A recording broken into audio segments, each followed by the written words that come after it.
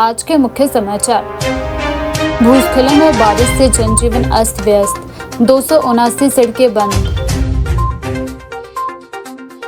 हिमाचल में बढ़ती प्राकृतिक आपदाओं पर डॉक्टर डी रघुनंदन ने जताई चिंता।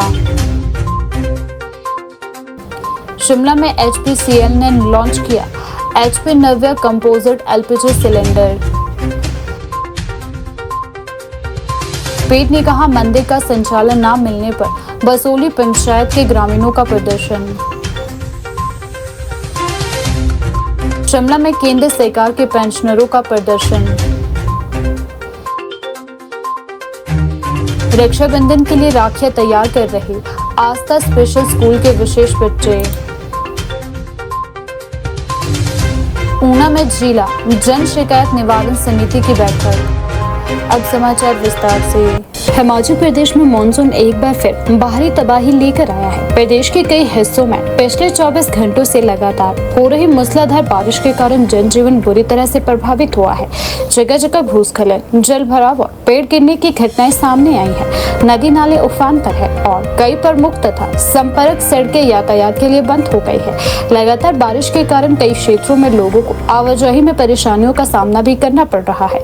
राज्य आपदा प्रबंधन प्राधिकरण के अनुसार मंगलवार सुबह 10 बजे तक प्रदेश में 279 सड़कें बंद थे। इसके अलावा 310 पेयजल योजनाएं और 84 बिजली ट्रांसफार्मर भी प्रभावित हुए। सबसे अधिक सड़कें चंबा, मंडी, कुल्लू, लाहौल स्पीति और शिमला जिलों में प्रभावित बताई जा रही है।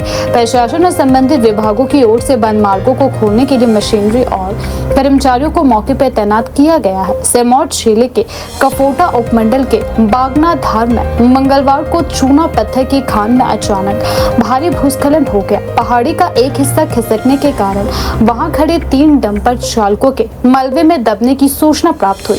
हादसे के बाद इलाके में अफरा तफरी मच गई और प्रशासन ने तत्काल राहत एवं बचाव अभियान शुरू किया। मलबे में दबे लोगों की पहचान अनिल कुमार निवासी बड़वास सिरमौर, नेपाल निवासी गजेंद्र सिंह और धन सिंह के रूप में बताई जा रही है। गजेंद्र सिंह की उम्र 65 वर्ष और धन सिंह की उम्र 68 वर्ष बताई गई है। नायब तहसीलदार कमरऊ ओम प्रकाश ठाकुर ने बताया कि मौके पर बचाव अभियान जारी है। हालांकि लगातार हो रही स्लाइडिंग के कारण मलबा गिर रहा है, जिससे राहत एवं बचाव कार्यों में कठिनाई आ रही है। सुरक्षा को ध्यान में रखते हुए बचाव दल बेहद सावधानी से अभियान चला रहा है। बताया जा रहा है कि खान में खनन पर रोक लगी हुई है, लेकिन कुछ मजदूर सामान लेने के लिए वहां गए थे। उपायुक्त प्रियंका वर्मा ने बताया कि मलबे में दबे लोगों को निकालने के अभियान को और प्रभावी बनाने के लिए NDRF की टीम को भी मौके पर भेजा गया। सोलन जिले के परमाणु और आसपास के क्षेत्रों में मूसलाधार बारिश ने व्यापक असर डाला। भारी बारिश के कारण कई स्थानों पर जल भराव की स्थिति पैदा हो गई। सड़कों पर पानी भरने से कई वाहन आधे तक पानी में डूब गए। वहीं कालका शिमला रेल लाइन पर कोटी और गुम्मा रेलवे स्टेशन के बीच भारी मात्रा में मलबा और पत्थर आने से रेल यातायात प्रभावित हुआ। यात्रियों की सुरक्षा को देखते हुए 4 ट्रेनों को रद्द करना पड़ा। इनमें 2 ट्रेनें शिमला, एक तारादेवी और एक कोटी रेलवे स्टेशन पर रोकनी पड़ी। कोटी से यात्रियों को बसों के माध्यम से कालका भेजा गया। बारिश के कारण रेल लाइन पर मलबा आने से बुधवार को भी रेल सेवाएं प्रभावित रही। रेलवे की ओर से मार्ग को सुरक्षित बनाने और यातायात बहाल करने के प्रयास किए जा रहे हैं। धर्मपुर उपमंडल में पिछले 2 दिनों से जारी मूसलाधार बारिश के कारण जनजीवन प्रभावित हुआ। क्षेत्र की नदी नालों का जलस्तर लगातार बढ़ रहा है। कई स्थानों पर मलबा, पत्थर और भूस्खलन आने से NH03 सहित कई संपर्क सड़कें यातायात के लिए बाधित हुई। बारिश से उत्पन्न स्थिति को देखते हुए NH निर्माण कार्यों में लगी कंपनियां, लोक निर्माण विभाग मंडल धर्मपुर के अधिकारियों ने तत्काल मशीनरी और कर्मचारियों को संवेदनशील स्थानों पर तैनात किया। बंद मार्गों को जल्द से जल्द बहाल करने का प्रयास भी किए जा रहे हैं। SDM धर्मपुर जोगिंदर पटियाल ने बताया कि सड़क यातायात प्रभावित होने की स्थिति को देखते हुए NH निर्माण कंपनी के पदाधिकारियों और लोक निर्माण विभाग के अधिकारियों को आवश्यक निर्देश जारी किए गए हैं। कुल्लू जिले में भी बुधवार सुबह से ही बारिश का दौर जारी रहा। सुबह करीब 8 बजे से शुरू हुई बारिश के कारण लोगों को आवाजाही में काफी परेशानियों का सामना करना पड़ा। स्कूल कॉलेज जाने वाले विद्यार्थियों के साथ साथ सरकारी और निजी क्षेत्र में काम करने वाले कर्मचारियों को भी दिक्कतें झेलनी पड़ी। मूसलाधार बारिश के कारण जिला मुख्यालय कुल्लू की निकासी नालियां अचानक भर गई। नालियों का पानी सड़कों और गलियों में बहने लगा, जिससे पैदल चलने वाले लोगों को भी परेशानी हुई। शहर में कई जगह जल भराव की स्थिति बनी रही और यातायात की रफ्तार भी प्रभावित हुई। लगातार बारिश के चलते जिले के ग्रामीण और पहाड़ी क्षेत्रों में लोगों को सतर्क रहने की सलाह दी गई है। नदी नालों के आसपास जाने से बचने और अनावश्यक यात्रा न करने की अपील की गई है। राजधानी शिमला के भट्टाकुफर में भी भारी बारिश के बीच भूस्खलन हुआ। पहाड़ी से मलबा सड़क पर आने के कारण 2 गाड़ियां इसकी चपेट में आ गई। भूस्खलन के कारण यातायात भी बाधित हुआ। इसके अलावा लंबीधर एम्बुलेंस रोड पर भी भूस्खलन होने की सूचना है। मलबा आने के कारण यह रास्ता पूरी तरह बंद हो गया। स्थानीय प्रशासन ने संबंधित विभाग की ओर से मार्ग को खोलने का प्रयास भी किए जा रहे हैं। भारी बारिश के कारण चकमोह से जालपा मंदिर से बाबा बालकनाथ पीजी कॉलेज की ओर जाने वाला संपर्क मार्ग भी बाधित हो गया। बारिश के चलते एक बड़ा पेड़ सड़क के बीचों बीच गिर गया, जिससे वाहनों की आवाजाही पूरी तरह बंद हो गई। इस मार्ग का इस्तेमाल रोजाना कॉलेज जाने वाले विद्यार्थियों के अलावा स्थानीय और ग्रामीण और अन्य लोग करते हैं। मौसम विभाग ने प्रदेश के कई जिलों में भारी बारिश को लेकर चेतावनी भी जारी की है। बुधवार को हमीरपुर, चंबा, कांगड़ा, कुल्लू, मंडी, शिमला और सिरमौर जिलों के कई क्षेत्रों में बारिश का येलो अलर्ट जारी कर दिया गया है। गुरुवार को चंबा, कांगड़ा, कुल्लू और मंडी जिलों के लिए येलो अलर्ट जारी किया गया है। मौसम विभाग के पूर्वानुमान के अनुसार 25 अगस्त तक प्रदेश के कई हिस्सों में बारिश का दौर जारी रह सकता है। इस दौरान कुछ क्षेत्रों में भूस्खलन और अचानक बाढ़ जैसी घटनाओं की आशंका भी जताई गई है।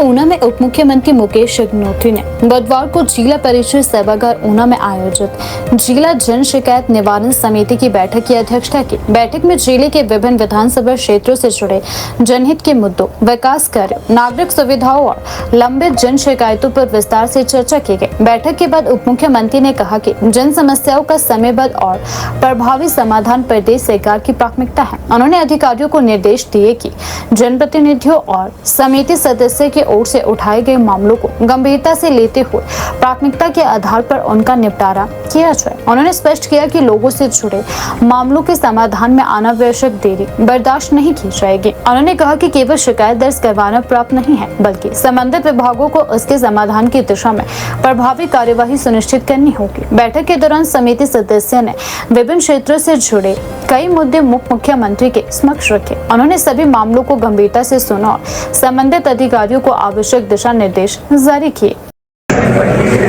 देखिए, शिकायत निवारण समिति की मीटिंग हुई है और इसमें जितने भी इश्यूज माननीय सदस्यों ने रखे थे उनके बारे में दिशा निर्देश जारी किए गए हैं ताकि उनको हल किया जाए। और कुछ तो एजेंडे के तहत बातें हैं और कुछ बिना एजेंडे के भी मेंबर्स ने बातें रखी हैं, तो उन पर गौर किया गया है। और हालांकि कई छोटे छोटे मसले हैं लेकिन पब्लिक के लिए वो इम्पोर्टेंट है, तो इसलिए उनका हल किया जाएगा। हमारे माननीय साथी MLA विवेक जी ने हॉस्पिटल का इशू उठाया है और हॉस्पिटल की व्यवस्था को लेकर बात की है, तो वहाँ पे बाउंड्री वॉल की बात हुई है या फिर गेट लगाने बारे में बातचीत हुई है, तो वो हॉस्पिटल एडमिनिस्ट्रेशन से डिस्कस किया जाएगा। और इसी ढंग से हमारे यहाँ से जो हमीरपुर रोड से बाबा बालाजी का मंदिर टेम्पल तक है, उनका 4 जो जन्माष्टमी का कार्यक्रम फिर से आ रहा है, तो वहाँ पे लाइटें लगाने का मसला है। तो हमने कमिश्नर साहब को डायरेक्ट किया है कि वो ये सारी व्यवस्था करें। और एक ये हमारा रामपुर ब्रिज है, संतोगढ़ रामपुर ब्रिज, और इसके निर्माण की बात है। इसके टेंडर करने के हमने निर्देश इनको दिए हैं और पैसा इसके लिए पहले ही अवेलेबल हो चुका है और वो कार्य जल्दी किया जाएगा। और इसी ढंग से कुछ बसेस चलाने की बात है।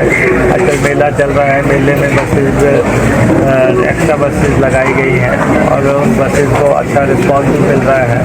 लेकिन काफ़ी सदस्य अपने अलग अलग स्थानों से बसेस लगाने की बात कर रहे हैं। उन सबको हम एग्जामिन करेंगे और उस हिसाब से बसेस लगाने की बात है। तो डिफरेंट डिपार्टमेंट की कोई पानी की स्कीमें या हौदियाँ लगाने की बात है या दूसरे इशूज हैं, सारे जो माननीय सदस्य जाते हैं उनका भी हल करने का प्रयास किया जाएगा। Hindustan petroleum corporation limited HPCL ने बुधवार को शिमला के रोटरी टाउन हॉल में हिमाचल प्रदेश के लिए अपने आधुनिक और हल्के वजन वाले HP नव्या कंपोजिट LPG सिलेंडर का शुभारंभ किया। इस अवसर पर HPCL के वरिष्ठ अधिकारियों और LPG डीलरों की मौजूदगी में सिलेंडर का आधिकारिक अनावरण किया गया। हिमाचल प्रदेश में पहले ग्राहक को HP नव्या सिलेंडर प्रदान कर इसकी शुरुआत की गई। कंपनी के अनुसार HP नव्या को विशेष रूप से उपभोक्ताओं की सुविधा, सुरक्षा, बेहतर उपयोगिता को ध्यान में रखते हुए तैयार किया गया है। 10 किलोग्राम क्षमता वाला यह कंपोजिट सिलेंडर पारंपरिक स्टील सिलेंडर की तुलना में हल्का है। इससे इसे उठाने, ले जाने और घर में इस्तेमाल करने में उपभोक्ताओं को आसानी होगी। पहाड़ी क्षेत्रों में रहने वाले लोगों के लिए इसका हल्का वजन विशेष रूप से सुविधाजनक माना जा रहा है। HPCL ने HP नव्या के निर्माण में सुरक्षा को भी प्राथमिकता देने की बात कही है। कंपनी के अनुसार आधुनिक कंपोजिट निर्माण तकनीक घरेलू उपयोग के लिए बेहतर सुरक्षा और टिकाऊ प्रदान करने के उद्देश्य से विकसित की गई है। HPCL LPG dealer Adarsh Kumar ने कहा कि HP नव्या हिमाचल जैसे पहाड़ी राज्य के उपभोक्ताओं के लिए बेहतर, उपयोगी और सुविधाजनक पहल है। उन्होंने कहा कि हल्का वजन, LPG का स्तर देखने की सुविधा और जंग रोधी निर्माण उपभोक्ताओं के दैनिक जीवन को आसान बनाने में मदद करेगा। और अब इस कार्यक्रम का एक बेहद खास और यादगार पल, जिसमें हम शिमला में HP नव्या के प्रथम ग्राहक को हम प्रतीकात्मक रूप में वितरण हम हमारे मुख्य अतिथि श्री रोहित शर्मा से अनुरोध करेंगे कि वो हमारे प्रथम ग्राहक अजय शर्मा जी आए और उन्हें प्रतीकात्मक रूप में उनको सिलेंडर दें।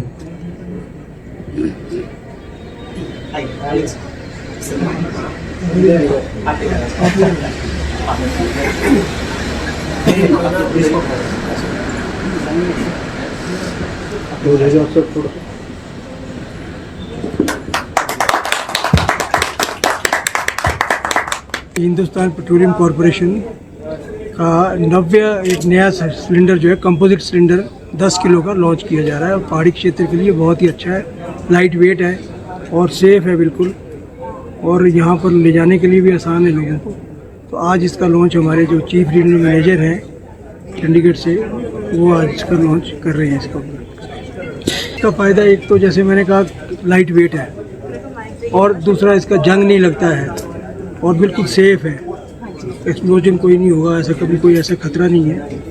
और साथ ही जो है मेन तो यह है कि लोगों को आसान, ले जाने के लिए भी आसान है, रखने के लिए भी आसान है, तो सब बातें हैं और इसीलिए जो है इसका आज यहाँ पर शिमला में इसका लॉन्च किया जा रहा है। सिलेंडर का दाम तो वही है, मतलब जो बाकी सिलेंडर्स में है जितना 4876 रुपये इसका दाम है कस्टमर के लिए। तो चलाने पर है ना कस्टमर के, कि डिपेंड करता है कि फैमिली का साइज़ क्या है, वो बात है। और ये 10 किलो इसमें गैस है, नहीं अब जैसे एक परिवार के लिए तो एक महीने के लिए बहुत है, 3-4 लोगों के लिए काफ़ी है। ये अवेलेबल आज से शुरू कर दिया, आज से हमारे जैसे मैंने कहा चीफ रीजनल मैनेजर जो हैं और इसका लॉन्च करेंगे और इसको आज से कस्टमर्स के लिए हम जो है देंगे। Hindustan petroleum corporation government of India की कंपनी है, नवरत्न कंपनी है ये, और ये अभी शिमला में है, उसके बाद ये धर्मशाला में लॉन्च होगा और जगह भी लॉन्च होगा। रक्षाबंधन का त्योहार नजदीक आते ही बाजारों में जहां रंग बिरंगी राखियों की रौनक बढ़ने लगी है, वहीं आस्था स्पेशल स्कूल के विशेष बच्चे भी इस पर्व की तैयारियों में जुट गए हैं। स्कूल में पढ़ने वाले विशेष बच्चे अपने हाथों से सुंदर और आकर्षक राखियां तैयार कर रहे हैं। इन राखियों को तैयार करने के दौरान बच्चों के चेहरे पर उत्साह और आत्मविश्वास साफ नजर आ रहा है। स्कूल में बच्चे अलग अलग रंगों, मोतियों, धागों और सजावटी सामग्री और अन्य चीजों का इस्तेमाल कर राखियों को आकर्षण रूप दे रहे हैं। शिक्षक और प्रशिक्षक बच्चों को राखियां बनाने की प्रक्रिया में मार्गदर्शन भी दे रहे हैं। बच्चे अपनी रुचि और क्षमता के अनुसार राखियों को डिजाइन कर रहे हैं और उन्हें बेहतर बनाने का प्रयास भी कर रहे हैं। आस्था स्पेशल स्कूल में राखियां तैयार करने का काम केवल एक त्योहार की तैयारी तक सीमित नहीं है, बल्कि यह बच्चों के कौशल विकास का भी हिस्सा है। बच्चे पूरे उत्साह के साथ राखियों के लिए धागे तैयार करने, सजावटी सामग्री लगाने, मोती पिरोने और अलग अलग डिजाइन बनाने में जुटे हुए हैं। राखियां तैयार करते समय बच्चों को छोटी छोटी जिम्मेदारियां भी दी जा रही है, जिन्हें वे उत्साह के साथ पूरा कर रहे हैं। इससे उनमें काम करने की क्षमता के साथ साथ आत्मविश्वास भी बढ़ रहा है। स्कूल में तैयार की जा रही राखियों में पारंपरिक डिजाइन के साथ साथ बच्चों की की झलक भी देखने को मिल रही है। अलग अलग रंगों और सजावटी सामग्री के इस्तेमाल से राखियों को आकर्षण बनाया जा रहा है। विशेष बच्चों के लिए इस तरह की गतिविधियां उनके आत्मविश्वास और आत्मनिर्भरता को बढ़ाने में महत्वपूर्ण भूमिका निभाती है। बच्चों को एग्जिबिट करते हैं, दिखाते हैं। इस बार तो हमारा जो स्टॉल है वो डे केयर सेंटर में रहेगा और आप सभी से अपील है कि आप सभी हमारे यहाँ से राखियाँ खरीदें। धन्यवाद। प्रसिद्ध धार्मिक स्थल पीर निगाह मंदिर के संचालन और प्रबंधन को लेकर विवाद एक बार फिर सामने आया है। मंदिर का चार्ज बसोली पंचायत को ना सौंपे जाने से नाराज पंचायत प्रतिनिधियों और ग्रामीणों ने ऊना स्थित उपायुक्त कार्यालय पहुंचकर प्रदर्शन किया। प्रशासन के समक्ष अपनी प्रमुख मांगे रखी गई। ग्रामीणों का आरोप है कि पंचायत चुनाव संपन्न होने और आचार संहिता समाप्त होने के बावजूद मंदिर का संचालन पंचायत को वापस सौंपा नहीं जा रहा है। इससे ग्रामीणों में लगातार रोष बढ़ता जा रहा है। बसोली पंचायत के ग्रामीणों का कहना है कि पंचायत चुनाव में देरी के कारण मंदिर के संचालन के लिए प्रशासन की ओर से प्रशासक नियुक्त किया गया था। उस समय पंचायत का निर्वाचित निकाय अस्तित्व में नहीं था, इसलिए मंदिर की व्यवस्थाओं को चलाने की जिम्मेदारी प्रशासनिक स्तर पर संभाली गई। अब पंचायत चुनाव संपन्न हो चुके हैं और नई पंचायत का गठन भी हो चुका है। ऐसे में ग्रामीणों की मांग है कि मंदिर में पुराना चार्ज निर्वाचित पंचायत को तत्काल सौंपा जाए। ग्रामीणों के अनुसार पंचायत चुनाव में देरी के चलते जब निर्वाचित पंचायत नहीं थी तब प्रशासन ने पीर निगाह मंदिर के संचालन के लिए प्रशासक नियुक्त किया था। उस दौरान मंदिर की व्यवस्थाएं प्रशासनिक स्तर पर संचालित होती रही। अब पंचायत के प्रधान सहित अन्य प्रतिनिधि चुने जा चुके हैं और पंचायत ने अपना काम भी शुरू कर दिया है। इसके बावजूद मंदिर का चार्ज पंचायत को नहीं सौंपे जाने पर ग्रामीणों ने सवाल उठाए हैं। उनका कहना है कि जब पंचायत का चुनाव संपन्न हो चुका है और आचार संहिता भी समाप्त हो चुकी है, तो अब मंदिर की व्यवस्था निर्वाचित पंचायत को सौंपने में देरी क्यों की जा रही है। मंदिर संचालन को लेकर ग्रामीण पहले भी प्रशासन के समक्ष अपनी मांगे रख चुके हैं। इसी कड़ी में एक बार फिर बड़ी संख्या में बसोली पंचायत के ग्रामीण ऊना स्थित डीसी कार्यालय पहुंचे। तो देखिए, इलेक्शन हुए को 3 महीने हो चुके हैं और जैसे कि इलेक्शन से पहले जो 4 से बिजली सर के पास दिया गया था, लेकिन इलेक्शन होने के बाद हम बिजली हमारे प्रधान को वापस चार्ज नहीं दिया जा रहा है ना। हमें 3 महीने हो गए आते हुए यहाँ पे ना, लेकिन कोई रिस्पॉन्स नहीं दिया जा रहा हमें। जब तक हमारे प्रधान को चार्ज नहीं मिलेगा हम दिन रात यही बैठेंगे। तो प्रशासन यही कहता है कि 1 हफ्ते बाद आओ, 2 दिन बाद आओ, 2 दिन बाद आओ, 1 हफ्ते बाद आओ। बस यही हमें बस लारों में लगा रखे जा रहे हैं हमारे प्रधान जी को ना। अगर हम प्रशासन आज कुछ हमें नहीं आश्वासन देता है तो हम दिन रात यही बदलना देंगे। ਅਸੀਂ ਆਏ ਆਪਣੇ ਹੱਕ ਵਾਸਤੇ, ਸਾਡੇ ਪਿੰਡ ਦਾ ਹੱਕ ਹੈ, ਸਾਡੇ ਪ੍ਰਧਾਨ ਦਾ ਚਾਰਜ ਕਿਉਂ ਨਹੀਂ ਦੇ ਰਿਹਾ ਹਾਂਜੀ, ਅਸੀਂ ਇਸ ਵਾਸਤੇ ਆਏ ਹਾਂ। ਸਾਡਾ ਜੋ ਮੰਗ ਹੈ ਅਸੀਂ ਪੂਰੀ ਕਰਾਂ, ਨਹੀਂ ਤਾਂ ਅਸੀਂ ਰਾਤ ਦਿਨ ਧਰਨਾ ਹੀ ਹੈ।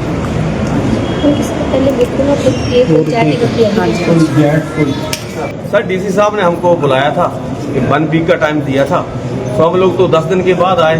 जैसा बोले मैं शिमला जाऊंगा जी, मैं कोशिश करूंगा जी, उन्होंने हमको पूरा एतमाद दिया था।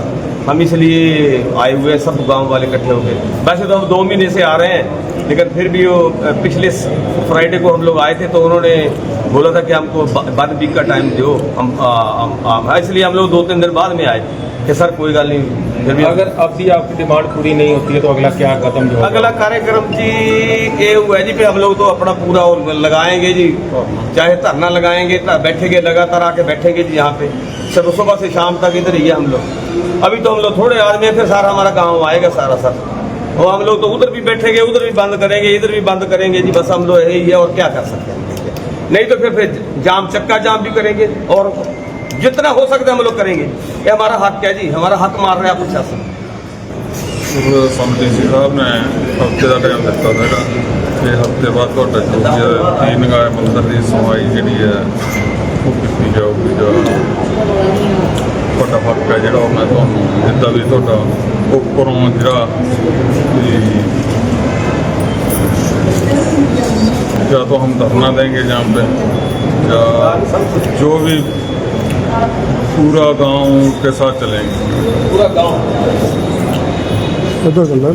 देखिए, आप सब लोगों के माध्यम से जो बातें ऊपर तक पहुंचानी है वो पहुंचानी पड़ेगी। आज यहाँ मैं कोई जिला परिषद होने के नाते नहीं आई हूँ, कोई डिस्ट्रिक्ट प्रेसिडेंट होने के नाते नहीं आई हूँ, अपने गांव की एक स्थायी निवासी होने के नाते आई हूँ। पूरा गांव अपनी दिहाड़ी छोड़ करके यहाँ बैठा है। आए दिन कोई जवाब इनको नहीं मिल रहा है, इनकी रोजी रोटी की बात है। तो मैं आदरणीय रजादा जी से भी ये पूछना चाहती हूँ, वो किस चीज़ के विधायक रहे हैं? बसोली की जनता ने उन्होंने उनको वोटें डाली थी। सतपाल सत्ती जी हमारे साथ कंधे से कंधा मिला के खड़े रहे, जनता के साथ खड़े रहे। लेकिन ये एक ऐसे विधायक है, पूरा विधायक सतपाल रजादा जी, जो जनता के खिलाफ खड़े हैं। बसोली के हक देने के बजाय उल्टा पंचायत को वो गालियाँ निकाल रहे हैं। अभी पिछली बार भी मैंने बोला था कि वो हमसे माफ़ी मांगे, लेकिन उनकी तरफ से हमें कोई भी जवाब जो है वो नहीं आया है। हम उनको विधायक तब मानते, अपने जनता की सुख दुख में वो तब खड़े होते अगर वो बसोली की जनता के बीच आकर के उनको आश्वासन देते कि मैं आप लोगों के साथ हूँ। लेकिन उनकी तरफ से हमें कोई जवाब नहीं आया। पिछली पंचायत में हमारे साथ खड़ी हैं ये पूरा मेरे शशि देवी जी, जिनको उन्होंने बोला था, और बीडीसी भी शायद वो किसी कारणवश नहीं आ रही है, हमारे जो पेंच थी वो भी लेडीज़ थी। तो इन्होंने उस बयान में ये बोला था कि सालों 35 का 35 करोड़ खा गए। तो क्या ये शर्मनाक बात नहीं है? तो एक महिला को गाली निकाल रहे हैं और अब तक भी उनका कोई बयान हमारे सामने नहीं आया है। और 2018 के मुद्दों को लेकर के वो गांव में नेगेटिविटी फैला रहे हैं कि उस टाइम इन्होंने खुद बीजेपी वालों ने दिया था, जबकि उस केस में ये हो गया था कि किसी कारणवश आपस में कोई लड़ाई हुई थी। बाद में उस चीज़ को एप्लीकेशन दी गई थी कि उस चीज़ को माफ़ी मांगते हैं, ये हमारे गाँव का हक है, हमें मिलना ही है। और इसके ऊपर गाँव की पंचायत ही आज तक देखती आई है। तो अगर 2018 के मुद्दों को लेकर के उखाड़ना है तो फिर 2010 के मुद्दों को भी उखाड़ा जाए। मैं तो यही कहना चाहती हूँ। लेकिन रजादा जी के द्वारा बसोली की जनता को इस प्रकार निराश करना और उनको नज़रअंदाज करना, ये उनके लिए भी और हमारे लिए भी बड़ी शर्म की बात है। हिमाचल प्रदेश में लगातार बढ़ रही प्राकृतिक आपदाओं के बीच विकास की मौजूदा नीतियों और योजनाओं पर गंभीरता से पुनः विचार करने की जरूरत है। विकास ऐसा होना चाहिए जो हिमालय पर्यावरण और स्थानीय परिस्थितियों के अनुकूल हो। यह बात अखिल भारतीय जन विज्ञान नेटवर्क के पूर्व महासचिव एवं सुप्रसिद्ध वैज्ञानिक डॉक्टर डी रघुनंदन ने शिमला में हिमाचल ज्ञान विज्ञान समिति द्वारा आयोजित कार्यक्रम के दौरान कही। डॉक्टर रघुनंदन जलवायु परिवर्तन और पर्यावरण से जुड़े मुद्दों पर अंतर्राष्ट्रीय स्तर पर भारत का प्रतिनिधित्व कर चुके हैं। उन्होंने हिमाचल में बदलते मौसम, बढ़ती प्राकृतिक आपदाओं और विकास परियोजनाओं के बीच संतुलन की आवश्यकता पर जोर दिया। उनका कहना था कि हिमाचल जैसे संवेदनशील पहाड़ी राज्यों में विकास की योजना केवल आर्थिक गतिविधियों और सड़क संपर्क को ध्यान में रखकर नहीं बनाई जा सकती, बल्कि इसके साथ पर्यावरणीय जोखिमों और स्थानीय परिस्थिति को भी प्राथमिकता देनी होगी। कार्यक्रम में जलवायु परिवर्तन को हिमाचल के लिए तेजी से उभरती चुनौती के रूप में रेखांकित किया गया। वक्ताओं ने कहा कि मौसम के बदलते पैटर्न, अत्यधिक बारिश, भूस्खलन, बाढ़ और अन्य प्राकृतिक घटनाओं ने पहाड़ी क्षेत्रों में जोखिम बढ़ा दिया है। हिमाचल प्रदेश सरकार ने पर्यावरण विज्ञान, प्रौद्योगिकी एवं जलवायु परिवर्तन विभाग की ओर से भी राज्य में जलवायु अनुकूलन से जुड़े कार्यक्रम चलाए जा रहे हैं। इनमें भारतीय हिमालय जलवायु परिवर्तन अनुकूलन कार्यक्रम और जलवायु परिवर्तन अनुकूलन से जुड़े विभिन्न प्रोजेक्ट शामिल हैं। डॉक्टर रघुनंदन ने कहा कि जलवायु परिवर्तन को केवल पर्यावरण से जुड़ा विषय मानने के बजाय इसे विकास नीति, कृषि, जल संसाधन, परिवहन, पर्यटन और शहरी नियोजन से जोड़कर देखने की जरूरत है। अंतर्राष्ट्रीय स्तर पे मैं केवल 2 चीज़ों पे इशारा करूँगा। एक तो यह है कि हम जानते हैं कि जलवायु परिवर्तन अब तेज़ी से बढ़ रहा है, जिसके चलते टारगेट ये रखा था पेरिस के समझौते में कि 1.5 सेल्सियस से आगे तापमान को नहीं बढ़ने देना, ये एक लक्ष्य रखा था। वो तो हम पार कर गए, पिछले साल ही हम 1.5 को पार कर गए थे, इस साल भी 1.5 को पार कर गए। तो अब हमारे सामने चुनौती ये है कि 1.5 से आगे कितना और बढ़ने देंगे, क्योंकि जितना ये बढ़ेगा हमने ऑलरेडी 1.5 पे देखा है गर्माहट कितनी बढ़ रही है भारत में, और अंतर्राष्ट्रीय स्तर पे आप लोग टीवी में देख रहे हैं, अखबारों में देख रहे हैं, पूरे यूरोप में, अमेरिका में जंगलों में आग लगी हुई है, सूखा बढ़ रहा है। स्पेन का आधा इलाका, फ्रांस के आधे इलाके, ग्रीस वगैरह में आग लगी है और सूखा बढ़ रहा है। ये अगर 1.5 पे हालत है तो आप समझ लीजिए कि अगले जो 5-10 साल भी आएंगे, 1.5 तो आज है, जितना मर्जी हम इसको कंट्रोल करने की कोशिश करेंगे, ऐसा है नहीं कि अब दुनिया भर में भी अगर हम स्विच सब बंद कर दें, गाड़ियां सब रोक दें, तब भी तापमान बढ़ता रहेगा, क्योंकि जितना हमने उत्सर्जन किया है, जितनी कार्बन डाइऑक्साइड हमारे वायु में है ऑलरेडी इकट्ठा हुआ, उसके चलते तापमान तो बढ़ेगा। तापमान अगर बढ़ेगा तो पूरे मौसम में बदलाव आएगा। अब हम देख रहे हैं हमारे देश में मॉनसून पे असर पड़ रहा है, एल नीनो की बात हो रही है। अब शायद खतरा ये है कि यहाँ पे तेजी से अब सूखा भी शायद बढ़े, इस साल में मॉनसून पे असर पड़ सकता है। तो ये दुनिया भर में कोशिश तो है कि इसको कंट्रोल किया जाए, पर मेरा भी मानना है और वैज्ञानिक जितने हैं उनका भी मानना ये है कि ये जो कोशिश की जा रही है, दिस इज इनसफिशिएंट। इससे काम होगा नहीं, क्योंकि जिस तेजी से कार्बन डाइऑक्साइड हम ज़्यादा कर रहे हैं, गाड़ियाँ उतनी ही हैं जितनी पहले होती थी, फैक्ट्रियाँ उतनी हैं, गैस का जो बिजली का जो पैदा हो रहा है वो भी उतना ही तेज़ी से हो रहा है। तो उस पर हम काबू करने में कामयाब नहीं रहे, ना उस पर कोशिश इतनी है जितनी होनी चाहिए। और ये ज़्यादातर जो विकसित देश हैं ये उनके चलते हैं, क्योंकि वही है जो सबसे ज़्यादा प्रदूषण कर रहे हैं। तो हमारे लिए अब एक तो है कि जब दुनिया भर में इसकी कोशिश आगे बढ़ेगी तब शायद इस पर कुछ कंट्रोल आएगा, पर उसके लगेंगे 10, 15, 20 साल। तब तक के लिए तो ये तापमान बढ़ेगा, मौसम का बदलाव होगा, और ये जो आपदाएं आ रही हैं गर्माहट की और एक्सट्रीम रेनफॉल जिसे कहते हैं, बारिश का बहुत होना, ये जो बारिश पे असर है ये केवल औसत पे नहीं है। यानी मान लो औसत हमारा है कि साल में 1000 मिलीमीटर बारिश पड़ेगी, ये तो एवरेज है, पर ये एक्सट्रीम रेनफॉल के चलते, जलवायु परिवर्तन के चलते एक महीने का जो कोटा है वो आप 2 दिन या 3 दिन में पूरा होता है। एक दिन में 150 मिलीमीटर 200 मिलीमीटर बारिश ये हो रहा है, जिसको हम सह नहीं पा रहे। जितने सिस्टम हमारे हैं वो इतनी तेज बारिश के लिए डिज़ाइन नहीं है। आप जो बात कर रहे थे, नालियाँ बनी हैं, जो ड्रेन बने हैं, वो तो इस कैलकुलेशन से बने हैं कि महीने में 200 मिलीमीटर पड़ेगा, और अब वो एक दिन में पड़ रहा है, तो ड्रेन तो ओवरफ्लो होना है। तो अगर ड्रेन ओवरफ्लो होगा तो हमें क्या करना चाहिए, इसके बारे में अब सोचना बहुत अनिवार्य हो गया है, और हमारे लिए बहुत अर्जेंट ये काम हो गया। इसको हम जितना टालेंगे उतना एक तो हादसाएं बढ़ती रहेंगी, और कल को जो हम मेजर लगाएंगे उस पर लागत और लगेगी, डेली उसका कीमत जो है वो बढ़ता रहेगा और हमारे लिए बोझ पड़ेगा। तो एक तो ये है कि हमें जो डिजास्टर होने हैं वो तो होने, उसके लिए हम क्या तैयारी करें, उससे जो डैमेज होता है उसको कैसे कम करें, और उस डिजास्टर का जो इम्पैक्ट हो रहा है, चाहे वो शहर में हो, पहाड़ी इलाकों में हो, गाँव में हो, उसको कैसे मिनिमम पे किया जाए, उसके लिए जो तैयारी करनी चाहिए, उस पर क्या कदम हमें लेने चाहिए। भारत ने अंतर्राष्ट्रीय स्तर पे पेरिस के समझौते के चलते जो उत्सर्जन है हमारे, उसके कंट्रोल के ऊपर जो हमारी कुछ कंट्रीब्यूशन हो सकता है, उसके बारे में हमने कुछ कहा है, कुछ वादे किए हैं। हमने ये भी वादा किया था कि हम राष्ट्रीय स्तर पर एक नेशनल अडेप्टेशन प्लान बनाएंगे, यानी कि जो जलवायु परिवर्तन के असर हैं उसको हम कैसे हैंडल करेंगे, जो आपदे होने वाले हैं उसको हम कैसे तैयारी करके उसको कंट्रोल कर पाएंगे, ये हम तैयारी एक करेंगे, एक प्लान बनाएंगे। वो अभी तक अफसोस की बात यह है कि वो योजना अभी तक हमने नहीं बनाई है।